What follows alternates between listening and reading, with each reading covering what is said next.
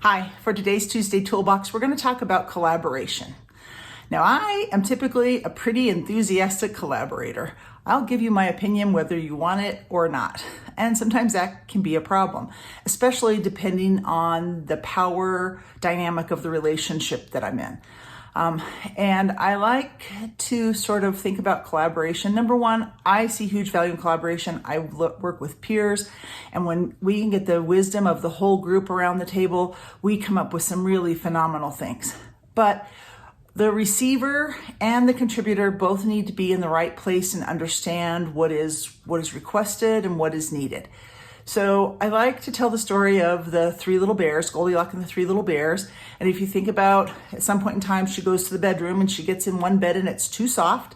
She gets in one bed and it's too hard, and she gets into another bed and it's just perfect. And as collaborators, sometimes we can be too soft and not collaborate or contribute enough. And many of our soft-spoken and more introverted folks might not contribute, and they might have something really powerful to share. And other folks might just be too hard and just bring it whether it's wanted or not, whether it's really going to bring value. And so we need to figure out what that looks like.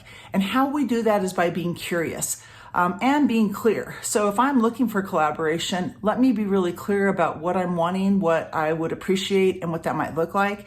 And if I'm going to be contributing and collaborating, being curious, and before I offer my opinion, ask what would be helpful. So if we can find that really perfect ground, but that requires us to be very intentional, and that can look very different in the different areas of our lives. It can look very different with our kids and with our coworkers, with our subordinates, or with our bosses, how we go about that. But making sure that we're very intentional instead of just accidental can make those conversations very powerful, and we really can come out with the best possible outcome.